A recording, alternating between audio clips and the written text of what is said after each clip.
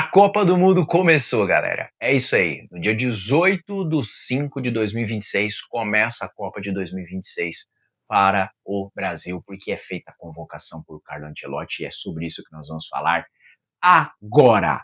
Antes de mais nada, você já sabe de todos aqueles recados, deixe seu joinha, curte, comenta, compartilha e curte a gente, acompanhe todos os vídeos, deixa aqui o seu recadinho, aquilo que você quer ouvir falar mais. A gente vai falar muito sobre preparação física ao decorrer dessa Copa do Mundo, vamos falar sobre várias seleções, análises, enfim. Chega junto que nós estamos de volta. Seguinte, galera, eu acho que antes da gente falar de nome por nome dessa Copa, a gente tem que falar sobre essa convocação, aquilo que ela transmitiu. É, falando particularmente, por exemplo, por mim, eu acompanho Copa do Mundo desde 1994. Acompanho realmente convocação, tudo, desde 98. 94 eu era muito novo, lembro muito da Copa, mas acompanhar convocação, torcer por nomes, desde 98, ainda criança. Lembro muito claramente, mas assim de forma muito forte, desde 2002. E desde dessa Copa eu nunca vi uma expectativa tão grande por nomes como nessa. Em 2002 nós tínhamos ali o Romário, mas não era no mesmo nível do que a gente viu nessa Copa. E eu acho que a CBF aproveitou muito bem isso daqui e gerou um clima. Tudo que a CBF e o Carlo Ancelotti fizeram gerou um clima de união, de torcer, de acompanhar a seleção brasileira como há muito tempo não via. Mesmo quando a gente chegou, por exemplo, em 2006 com uma mega seleção, quadrado mágico, eu não via uma comoção de um acompanhar da seleção dessa forma. Isso vai se traduzir em título, é outra história, é outra coisa, não tem nada a ver. O que a gente fala é sobre como isso foi um evento. A CBF pode dizer que ela extraiu muito bem desse evento, porque ela fez um evento maior ainda para a convocação. Foi lá no Museu da Manhã, no Rio de Janeiro, um lugar belíssimo, convocou muita gente, plateia, transmissões de televisão desde as 3 horas da tarde, porque a CBF aproveitou uma coisa que o Carlo Ancelotti fez. Em nenhuma convocação, o Ancelotti levou o principal jogador brasileiro. Então, se havia uma dúvida muito grande se ele iria convocar o Neymar. E tinha-se uma dúvida muito grande sobre nomes por conta de uma correção que nós tivemos que fazer ao longo desse ciclo de 4 anos, que é uma correção de gestão. Nós tínhamos uma gestão que deixou para a última hora para contratar um novo técnico, que colocou um técnico interino na seleção brasileira, depois fez um técnico ter que se dividir entre clube e seleção brasileira, e depois contratou um técnico, mas sem tanta certeza. Ah, ele é o melhor que tem no momento. Para aí sim depois conseguir trazer um técnico de ponta, um Carlo Ancelotti.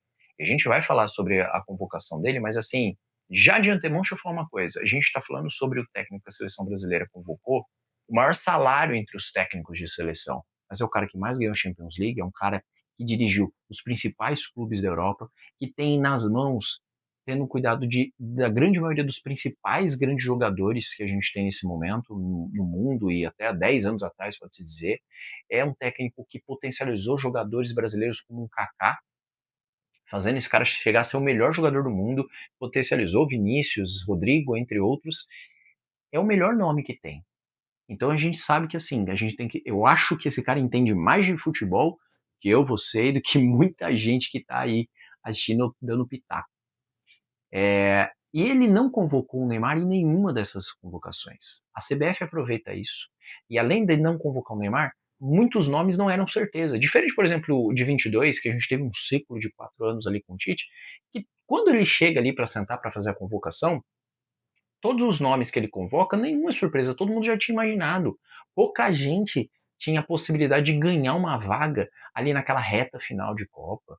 Era mais por uma lesão. A grande questionamento que a gente tinha era: o Tite vai levar o Daniel Alves ou não? Poxa, acho que não tem que levar o Daniel Alves. Quem será talvez o substituto do Arana que se lesionou? Tinha essas pequenas dúvidas ali na convocação do Tite, mas o meio-campo todo mundo já sabia quem ia. O ataque a gente tinha praticamente 100% de certeza, a dúvida talvez era Pedro, Gabigol, enfim. Mas nessa a gente tinha muitas dúvidas. Quem são os atacantes? Quais são os zagueiros reservas? Quem serão realmente os laterais? Os goleiros que ele vai fazer? O meio-campo, poxa, a gente sabe que é o titular, mas os reservas tinha muita dúvida. E ela, uma delas, era o Neymar. A CBF aproveita isso e faz um mega evento que, abre aspas, passou um pouquinho do ponto na duração. Foi um evento muito longo, um evento que poderia ser um pouquinho mais curto da CBF, que poderia ter sido mais básico nas suas informações. Acho legal a CBF, por exemplo, enaltecer o futebol feminino, aproveitando essa margem grande de mídia que tem, para falar que no ano que vem tem uma Copa do Mundo feminina aqui no Brasil. Acho muito bom a CBF fazer uma homenagem aos atuais campeões. Eu acho legal fazer uma homenagem também à nossa cultura brasileira de forma musical ali, mas eu acho que passou um pouco. Poderia ter sido tudo um pouco mais curto, para depois vir a convocação. CBF com certeza vendeu tudo isso muito bem, como plano de marketing. Cara, as transmissões começaram às 3 da tarde, a convocação vai acontecer às 18, então é quase 3 horas de um Brasil inteiro ligado na expectativa. E muito se diz por conta das mãos de Carlo Ancelotti. Quando ele faz a convocação, agora a gente vai falar disso. E em primeiro ponto, eu vou falar uma coisa, eu não vou criticar nenhum jogador que está lá. Nesse momento eu não vou falar nada de crítica. Eu tenho as minhas opções, eu concordo com talvez 90% do que o Ancelotti fez, mas eu não vou sair criticando aqui. Eu vou tentar entender e falar daquilo que ele explicou depois na coletiva. Mas sabe por que eu não vou criticar? Porque eu estou gravando esse vídeo depois de ter visto a reação na internet de quase todos os jogadores. Eu gravo esse vídeo logo após ter visto o vídeo no YouTube do Neymar, onde ele se emociona muito. E tantos outros jogadores se emocionaram demais. E eu me enchi os olhos de lágrima, assim, algumas vezes vendo alguns jogadores. Porque como tantos que estão assistindo esse vídeo, eu também sonhei um dia ser jogador de futebol, eu também tentei, e o meu sonho maior era estar numa Copa. E quando eu olho um cara fazendo isso, eu fico tão feliz e eu olho e falo assim, caraca, meu, eu me coloco, me alegro com eles. Que eu não consigo vir aqui criticar um jogador agora que está indo representar a seleção brasileira por causa de um gosto ou uma visão que eu tenho diferente, porque eu vi a felicidade desses caras, eu me coloquei ali como eles. É vibrar com eles, cara. Não tem como você se entristecer porque você não concorda. São caras gigantes. Esses caras passaram, ralaram, e tanta gente rala e não consegue. Cara, como é que a gente não pode se colocar no lugar da felicidade de um Neymar, de um Vinícius, de um Léo Pereira, de um Douglas Santos, de um Danilo, de um Marquinhos, de um Everton que se debruçou no chão de chorar, de um Igor Thiago, enfim, de tantos, e criticar. Então eu não vim aqui para criticar, eu vim aqui para colocar aquilo que eu vi da convocação do Ancelotti. Deixa eu arrumar aqui o microfone. Bom, os goleiros, ele optou por levar 3 goleiros de experiência. Alisson, que eu acho que ninguém tinha dúvida que ele ia levar o Alisson, que é o goleiro de maior confiança, Ederson e Everton. E ele explica levar o Everton, que ele não convocou nenhuma vez, mas que saiu da pré-lista. E o Everton tem jogado muito bem no Grêmio. E é uma reviravolta de carreira do Everton, porque ele saiu do Palmeiras meio que assim, cara, você não serve mais, a gente trouxe o Carlos Miguel, que vai ser o titular, que é o futuro do time, você vai ser banco dele, e ele foi pro Grêmio, tá fechando o gol. Jogou muito bem no último fim de semana, antes da convocação. Tem jogado muito bem, tem trazido segurança para um Grêmio que não é seguro, tem sido um ponto de algo que se passa num Grêmio que até uma rodada atrás estava na zona do rebaixamento. Então, assim, é um goleiro de confiança, segundo a Copa do Mundo. E aí muita gente esperava quando ele falou que se fosse levar o Hugo Bento. Eu confesso que quando eu vi ele falar Alisson, e é por ordem alfabética, e na sequência ele falar Ederson, eu falei, opa, não é o Bento. Ele vai levar o Hugo. E ele levou o Everton. E eu entendo. Talvez, como eu falei para vocês, não tô aqui criticando, mas talvez caberia se um dos goleiros menos experiente, como outras Copas foram feitas, para você dar experiência. Mas eu super entendo ele ter esses daí e acho que é importante, por conta de condições físicas que Alisson e Ederson apresentaram nesse período, que o Hugo, Bento e John, que são os outros 3 goleiros, fiquem muito atentos, porque vira e mexe tem algum corte, não tô torcendo, não tô falando nada, mas é uma possibilidade. O Alisson, a gente tem muita dúvida sobre a condição física dele até a estreia da Copa. E o Ederson, cara, ele tá sem jogar, ele teve lesões, ele foi cortado algumas vezes por lesões, e eu acho que ele levar o Everton é uma condição de segurança. Cara, se um não estiver bem fisicamente, o outro também, se eles não tiverem tão 100%, o Ederson tá sem jogar algum tempo, por conta de uma suspensão. Eu preciso ter uma confiança. E eu acho que isso é o que ele faz quando ele leva o Everton. Então, super justificado o que ele fez. As laterais, eu acho que não surpreende ninguém. Acho que seria uma grande surpresa se aparecesse um Juba na lateral esquerda, por exemplo, ou um Kaique. Mas ele leva o Alexandre, que ele sempre deixou claro, que eu acho que parte na frente para ser titular, e o Douglas Santos. São dois laterais que entregam muito similar um ao outro. Dois laterais mais defensivos. E o Alexandre com muita experiência, anos de Juventus de Turim.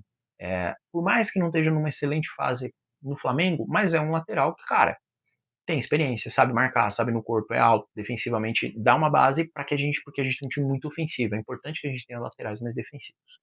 E a lateral direita, ele tem 3 jogadores. Ele tem um Wesley, que muda um tipo de jogo.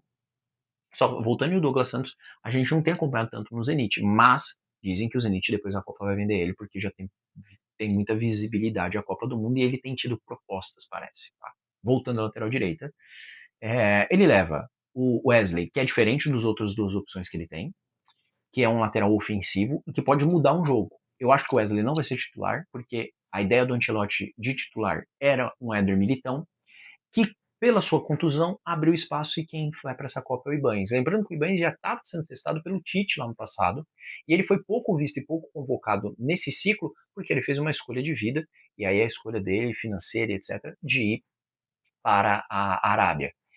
O Ibañez é um lateral defensivo, quando precisa, assim como o Militão, é um zagueiro mais rápido e é um zagueiro também.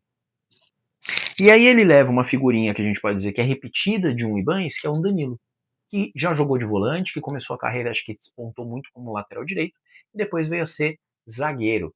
Hoje ele faz as duas funções, assim como o Ibañez. Então, eu acho que fica aqui um ponto de interrogação, porque são dois jogadores muito iguais. Eu acho que Ibañez e Danilo, pelo que o Ancelotti tinha de ideia de ser o Casemiro, de ser o Éder Militão seu titular na lateral direita, eu acho que esses dois vão disputar a titularidade. E o Wesley vai ser utilizado como um reserva em alguns momentos. Lembrando que o Wesley na Roma também tem jogado pela esquerda. Então há essa possibilidade também de, se ele quiser mudar, o Wesley tem jogado de ponta esquerda, a Roma joga com 3 zagueiros, então ela joga com alas. O Wesley tem jogado muito de ala esquerdo na Roma e jogado bem. Então há uma possibilidade também de um Wesley fazer um corredor esquerdo para mudar um jogo. Ele tem essa vertente. E a zaga, eu acho que assim, a zaga titular é a zaga que vai disputar a final da Champions League um contra o outro. Marquinhos, capitão da seleção brasileira, e acho que nada vai mudar, acho que ele vai continuar como abraçadeira, é um líder do Paris, é um líder da seleção brasileira, atual campeão da Champions, vai disputar a final contra o Gabriel Magalhães, e eu acho que a gente está falando aqui, a nossa zaga titular, tranquilamente, de dois jogadores que estão entre os 5 ou 6 melhores zagueiros do mundo. O Gabriel Magalhães, talvez para mim, brigue para ser o melhor zagueiro na atualidade do mundo, e o Marquinhos ali um top 5, com certeza também.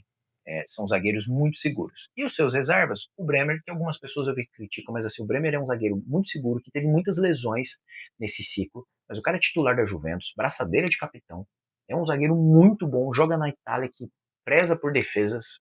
A Itália, o que ela faz mais é zagueiro, é o que ela mais faz, historicamente. E é um zagueiro forte, é um zagueiro rápido, eu acho que é o primeiro reserva. E aí ele levou o Léo Pereira para ser o outro zagueiro canhoto. Há muita gente que desconfia, mas assim, cara, toda vez que eu vejo esse cara, que eu vejo o nome dele, eu lembro do pênalti que ele bateu acho que na semifinal ou nas quartas de final, pelo Flamengo na Libertadores, no ano de 2024, que eles vieram a ganhar, de 2025, eles vieram a ganhar. Cara, ele bateu um pênalti na gaveta, mas no ângulo mesmo, assim, uma pancada, bateu um pênalti indefensável. É um zagueiro de boa saída, que é necessário, é um zagueiro de boa velocidade, é um zagueiro seguro. Então acho que ele faz boas escolhas. A gente pode pleitear outros nomes, mas eu acho que tá bem. E o Léo ganhou essa vaga nas duas últimas convocações contra a França e Croácia. Naqueles dias ali de convívio, é um zagueiro saudável fisicamente, eu acho que ele fez boas escolhas. O meio-campo. O meio-campo eu concordo com muita coisa que ele fez também. Os titulares, Casemiro e Bruno Guimarães, acho que ninguém discute. Casemiro é um dos melhores camisa 5 ainda do futebol mundial, tá saindo do United aclamado. O Bruno Guimarães joga absurdo. O Bruno Guimarães é o futuro da seleção. O Bruno Guimarães foi campeão olímpico. É um jogador jovem ainda. É um jogador de, acho que 26 ou 27 anos. tem mais um ciclo ainda tranquilamente. E lembrando que na Copa passada tinha gente que já discutiu do Bruno Guimarães na Copa ganhar a posição titular. Ele estava vindo já muito bem. E ele foi titular do ciclo todo com todos os técnicos, acho que é indiscutível. O reserva do Casemiro, eu acho que preparado, e aí o Ancelotti faz uma coisa que é focar em experiência em diversos momentos na seleção. Eu acho que João Gomes e André, que a gente via como caras que poderiam vir a ser sucessores do Casemiro, não estão prontos ainda. Mas nós temos o Fabinho ainda. Lembrando, vamos aqui, tava me incomodando. Lembrando que o Fabinho, ele é um cara polivalente, ele joga de lateral direito, ele começa a carreira como lateral direito, ele vai para Roma como lateral direito, lá ele vira volante, vai pro Liverpool, ganha tudo no Liverpool como volante e zagueiro. Diversos momentos ele fez a zaga com o Van Dijk, ou até substituindo o Van Dijk pelos dois lados, principalmente pela direita, mas ele fez a zaga pelos dois lados. Algumas pessoas debatem que talvez a gente não vê muitos jogos e o confronto na Arábia, onde ele está jogando, não é tão grande, mas cara, é o substituto ideal, talvez, para o Casemiro. Ele é mais defensivo ainda que o Casemiro, mas tem boa saída, bom cobrador de pênaltis, acho que é o que tem. E ele deixa de lado o Andrei Santos com isso. O Andrei Santos que caiu, e aí eu acho que tem um pouco da culpa da bagunça que foi o Chelsea depois do Mundial. O Andrei ganha espaço, ali um 12º jogador do Chelsea, e de repente ele começa a cair. Dos últimos 12 jogos agora do Chelsea na temporada ali, 5 ele nem entrou em campo. Ele tem perdido espaço para jogadores como Lavia, que, cara, não são jogadores de uma qualidade, e acho que muito disso pela bagunça do Chelsea. O Chelsea teve 3 técnicos, mandou um técnico embora, trouxe o Rossenior lá da França, que estava no outro time que trabalhava com o Andrei, começou bem, caiu, foi demitido, colocou um interino e já anunciou que vai ser o Xabi Alonso no ano que vem. O Chelsea tá uma baderna. E essa baderna fez o Chelsea cair pelas tabelas, ficar perdido, sem padrão de jogo, e com certeza isso refletiu em alguns jogadores. Enzo Fernandes não tem jogado bem. Acho que o único que se salva ali é o Cucurella e Caicedo e o Reece James. Mas o Chelsea tá indo muito mal e isso calhou no Andrei. O Andrei perdeu a vaga para um cara que tá voando, que é o Danilo. Acho que o Danilo chegou, jogou os 2 jogos, arrebentou no jogo contra a Croácia e falou assim, ó, eu tô na Copa. Ele garantiu. Me lembrou um pouco, tô falando que vai dar certo, ele vai ser campeão, mas algumas coisas nos remetem ao passado, mas me lembra um pouco do Kleberson de 2002. O Danilo, cara, dependendo do jogo, dá pro Danilo ser titular de jogar com 3 meias. Isso é uma coisa que a gente vai discutir em outros vídeos futuramente agora, depois a gente tem a seleção convocada. E ele leva o Lucas Paquetá. Algumas pessoas discutem, só que eu acho que a gente tem que prestar o seguinte: o Paquetá, ele sempre foi um cara de confiança e uma bola de confiança do Ancelotti. Quando ele não convoca o Paquetá na última, para mim ele não convocou para ele ver outros para caso desse algum problema com o Paquetá. E ele viu, por exemplo, o Sara. Porque o Paquetá ele cobre todas as funções do meio campo, exceto 5. Ele cobre funções de ataque. Ele já jogou de meia direita, meia esquerda, primeiro volante, segundo volante. Ele fazia dupla de volante com o Bruno Guimarães no Lyon. Chegou a fazer dupla de volante com o Bruno Guimarães. Ele é multifuncional. E é um jogador que tem boa qualidade técnica, muito boa. Que passou um ciclo pós-Copa de 22 até agora, muito difícil. Teve acusação com o Bet e etc. Mas assim, foi um cara que ele teve todo esse problema e ele se reergueu, fez a opção de voltar para o Flamengo, onde ele sabia que ele ia jogar. Tem jogado bem no Flamengo também. Eu não critico. Eu acho que ele teria que ter levado mesmo o Paquetá, não acho que é problema. Pode ser assim a gente falar de, poxa, ele podia ele tá levando 5 zagueiros, 3 laterais, sendo que 2 ali fazendo a mesma função. Talvez ele tá levando 9 defensores, talvez ele poderia levar 8, levar mais um cara de meio, enfim, tem outras coisas que a gente pode falar. E aí vem o ataque. Eu vou deixar o menino para falar, o menino não, o homem agora, que vai para a última Copa, por último. Ele começa denunciando o Hendrick, e ali já tem uma boa comoção das pessoas. Muita gente aplaude, etc. Cara, o Hendrick, ele vem ganhando na força, na garra, essa convocação. Aí ele traz o Martinelli, que eu acho que muitas pessoas criticam, mas é um ponta esquerda, e se a gente for parar para pensar, tirando o Vinícius, quem é o grande ponta esquerda que a gente tem? Por um tempo, eu acho que o Cebolinha era esse cara que a gente imaginava que ia brigar ali para ser um reserva, etc. Mas, com a ausência de Rodrigo, que também joga por ali, tem ninguém assim de grande expectativa para fazer sombra para o Vinícius. E o próprio Martinelli não faz sombra. O Vinícius é titular indiscutível ali do setor esquerdo do ataque. E o Martinelli é um cara que recompõe, é um cara de correria. Então tem algumas pessoas que criticam, mas O Martinelli, e tem um detalhe, as pessoas esquecem que o Martinelli é muito jovem. O Martinelli tem 24 anos. O Martinelli está indo para a segunda Copa com 24 anos. O Martinelli pode jogar mais 2 ciclos de Copa. É muito novo jogador e ele é bom jogador. Não acho que seja loucura e o Ancelotti gosta dele. O Ancelotti leva um jogador de confiança dele. Aí depois do Martinelli, ele chama o Igor Thiago. E aí é uma primeira surpresa, o Igor Thiago ganhou a convocação dessas duas. E a gente está falando de um cara que joga no Brentford, um cara que a gente, quem não acompanha tanto o campeonato inglês, é um cara rápido, é um cara alto, é um cara forte, é um cara habilidoso, é bom cobrador de pênaltis. E detalhe, ele joga num time que ele tem pouca oportunidade. De 2 chances ele vai guardar uma. Ele precisa de 2 oportunidades, ele vai guardar uma. Ele erra pouco gol, ele se posiciona muito bem, é um 9 inato. É muito difícil vai ser de segurar esse cara. Vai ser muito difícil de segurar ele, por mais que ele tá num time pequeno. Ele vai ter ali, provavelmente ele vai sair para um time grande da Premier League, da Europa, um Barcelona, vai sair para um time grande, para um Barcelona, para um Atlético de Madrid, ele não vai ficar ali. Ele é um jogador diferente, ele é muito bom, e é jovem também, tem 24 anos. Ele é rápido para contra-ataque, e é um diferente. Eu acho que ele ganha a posição que talvez ele estava disputando com o Pedro e Igor Jesus. Talvez era um dos deles, que é um estilo de centroavante, acho que o Pedro até mais, e aí o Ancelotti optou por um cara que está jogando contra os principais zagueiros, tá jogando na Europa, e vem se renovando, então não acho nenhum problema. Depois ele chama o Matheus Cunha, né? Que acho que não era dúvida, tem jogado bem no Manchester, não acho que era nenhuma dúvida, acho que as pessoas só estão aguardando o nome do Matheus Cunha. Aí eu vou falar por posições aqui para não esquecer, tá? Aí ele leva, eu vou pular o Neto, que é um capítulo à parte. Então ele leva para a esquerda, os pontas esquerdos, digamos assim, aí também o Vini, e é indiscutível, é o titular dele, lembrando que o melhor momento da carreira do Vinícius foi com o Ancelotti, e muita gente critica o Vinícius, que o Vinícius não consegue desempenhar na seleção. O Vinícius é muito jovem também, o Vinícius acho que tem 25 anos. E o Vinícius, ele é um jogador que ele na outra Copa ele ainda não era o Vinícius que ele é agora. E vamos ver um tempo dele de Copa e tendo ainda divisão de protagonismo com outro ponto ali, com outro jogador muito híbrido de ataque, que é o Rafinha. O Rafinha é um jogador que joga pela ponta direita, joga pela ponta esquerda, joga como 10, joga em 3 funções no meio, e era indiscutível.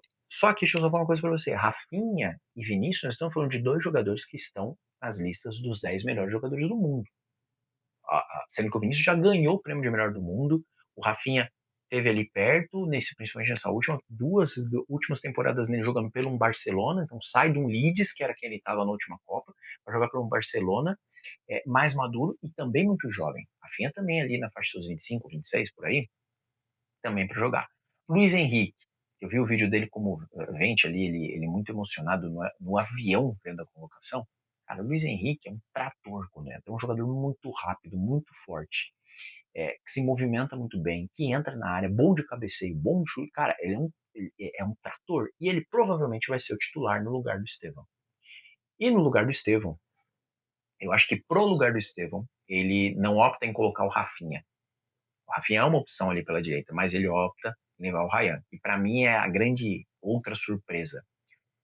Há quem diga que poderia ter levado o Antony, e eu concordo, o Antony tá jogando muito no Betis, só que o Ryan acho que é um pouco mais completo em alguns pontos. O Ryan é um jogador que ele entra na área, ele faz um 9 móvel se precisar, ele marca muito mais. O Antony, ele é a estrela do Betis hoje. O time do Betis parece que joga muito em função das jogadas do Antony. Ele tem sido muito decisivo. E, cara, mas não acho que é nenhum absurdo ele não levar o Antony nesse momento, levar o Ryan, apostar no menino. E junto com o Hendrick, que são os 2 jogadores mais jovens dessa seleção.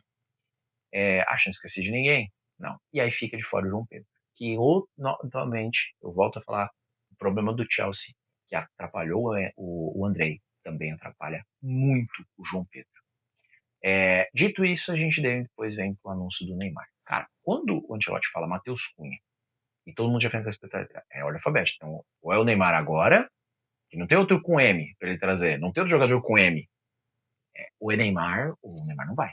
Ou ele vai fazer um suspense e vai deixar o Neymar por último. Só um detalhe: Cristiano Ronaldo foi o último nome em Portugal a ser anunciado. Foi o último. Não foi por ordem alfabética. O Cristiano foi o último a ser anunciado. Fechar a lista. Ou ele fecharia a lista com o nome do Neymar, ou ele faria o padrão. E eu acho que ele fez certo, fez o padrão. Só que, cara, quando ele fala Neymar, você escuta a galera, é uma vibração que você não escuta nem ele falar Santos. Eu acho que ele dá uma mensagem, Neymar do Brasil. É uma aclamação muito forte, cara. Eu nunca vi, não só na seleção brasileira, mas no mundo, uma questão, em todas as Copas que eu assisti, um clamor tão grande e uma vibração. O Neymar é 100%? É, todo mundo quer o Neymar? Lógico que não. Muita gente, colegas meus, criticam, não querem o Neymar, não gostam dele. E você pode não gostar da persona do Neymar, você não pode criticar que ele é um baita jogador, que ele é diferenciado. O Neymar surge em 2010 e a dúvida ali era a primeira vez que ele, cara, todo mundo queria o Neymar e o Neymar não foi convocado. Desde 2010, o Neymar em 2011 é convocado depois, né? Depois da Copa de 2010 ele é convocado. Mano Menezes assume, convoca o Neymar, ele vai para a Copa de 14, ele vai para a Copa de 18, ele vai para a Copa de 22, sem nenhuma dúvida que era o Neymar. Sem nenhuma dúvida que ele é. E pela primeira vez, há um cisco de dúvida se o Neymar vai ou não. E se o Ancelotti não levasse, muita gente já tá falando que tá certo, tal, por tudo que ele tem feito, mas, cara, ele levou o Neymar. Ele leva o Neymar Júnior para essa Copa. Ele faz essa convocação com excelência. E aí eu falo para vocês que, por que com excelência? Porque o fato dele não ter chamado o Neymar nenhuma vez fez com que ele fizesse o Neymar se entregar mais, com que ele fizesse o Neymar ser ainda mais buscar isso. E se você vê o vídeo que já tá no YouTube do Neymar, você vê como o Neymar estava apreensivo. Você vê como o Neymar estava na expectativa de ir. E é uma vibração, cara, muito grande. E tem um detalhe que eu vou deixar para vocês aqui, para vocês pensarem quem critica o Neymar ser levado. Quem é da bola, quem vive a comunidade do futebol, 9 em 10 era assim, muito a favor de levar o Neymar. Mas muito a favor de levar o Neymar. Mas muito, muito a favor do Neymar. Você vê os jogadores, técnicos, ex-jogadores, atuais, quem é da bola fala. Quem teve pelo menos uma vivência de jogar um pouco numa divisão de base e entende o que é ser jogador, entende o que é bola, quem não jogou só interclasse, sabe que o Neymar é muito diferente e tinha um clamor muito grande para levar o menino, para levar o Ney. Cara, e assim, além dessa comoção, tem um ponto que eu acho que é muito importante. Eu vi um vídeo que eu literalmente me emocionei. De crianças chorando, mães filmando seus filhos, crianças chorando, ajoelhando, se debruçando em lágrimas, de alegria que o Neymar vai, em escolas, em locais assim, em quadras. Na hora que a molecada escuta o nome Neymar, cara, em um estádio você não consegue. Quando ela tiver a convocação, nunca vi a convocação, teve que parar. Eles tiveram que pedir pro pessoal fazer silêncio. Porque foi, cara, uma comoção de pessoas vibrando com a levar o Neymar. E o Ancelotti faz isso por quê? Primeiro, ele tá há um ano, ele vai fazer um ano que ele tá na seleção, que ele fez sua primeira convocação. Ele não tem um ano à frente da seleção. Ele opta por levar experiência, o Neymar tem. Ele opta por levar segurança. Então ele leva jogadores que já disputaram. Ele não arruma uma briga com o país. Talvez se o Ancelotti estivesse há 4 anos na seleção, ele talvez não levaria o Neymar. Talvez, se ele não tivesse Rodrigo e Estevão cortados por lesão, talvez ele levaria o Neymar. Talvez se Estevão e Rodrigo tivesse, Ryan e Neymar não estariam. Mas o Neymar é o nosso 10. E provavelmente o Neymar vai jogar com a camisa 10. Vocês têm noção que o Neymar vai conseguir um feito que só o Pelé conseguiu? Ele já passou o Pelé em número de gols pela seleção, mas ele pode conquistar um feito que só Pelé conseguiu. Pelé foi o primeiro e único jogador a jogar com a camisa 10 da seleção brasileira em 4 Copas do Mundo. Disputou 4 Copas, 58, 60, 58, 62, 66 e 70. As 4 Copas do Pelé, ele jogou com a camisa 10. Lembrando que 58 foi sorteio. E olha só, o sorteio deu a 10 pro Pelé. O Neymar, 14, 18, 22, e ele já falou 26 vai ser a última Copa. Só uma coisa, se eu sou o Neymar, se eu tô ali aconselhando, e se esse vídeo chegar em você, Neymar, se eu ganho a Copa, eu me aposento como vencedor. Acho que é o auge. Já imaginou um jogador se aposentar? campeão do mundo. O último jogo dele foi uma final de Copa do Mundo sendo campeão. Porque é a única coisa que falta. Ele deu a tão sonhada medalha de ouro que a gente tinha, que a gente queria. O Neymar jogou 2 Olimpíadas, ele foi prata em Londres, em 12. Em 16 ele vem aqui e ganha o ouro aqui dentro. Cara, se ele vai ser titular, se ele vai jogar só um tempo, se ele vai começar jogando e sair, se ele vai entrar todos os jogos, isso é outra coisa, outra discussão que a gente vai ter. Mas ele tá. E nenhum jogador eu vi na história do futebol causar tamanha comoção. A gente tá falando de Neymar Júnior, de um cara extra classe e atemporal. Como eu falei, você pode não gostar dele. Você pode não gostar da convocação. Você pode ter as suas opiniões. Só que entenda o seguinte, Carlo Ancelotti, o maior campeão de Champions League como técnico, ele entende mais de futebol do que eu, você e do que todo mundo que acha que entende. Ele sabe, ele tem um plano. O Brasil é favorito? Acho que tem seleções à frente. A gente vai torcer? Eu vou. E se você é brasileiro e não vai torcer no Brasil, nem fala comigo. Galera, a gente vai voltar com outros vídeos para falar sobre preparação física, para fazer análise dos grupos, análise das seleções. Ao longo desses dias, o meu canal está voltando ao ar. Vamos falar de treino, vamos falar de preparação física, principalmente treino para preparação física, para desenvolvimento e tantas outras coisas. Então, me segue, compartilha, curte, manda para seus amigos e começamos a Copa. Vai, Brasil!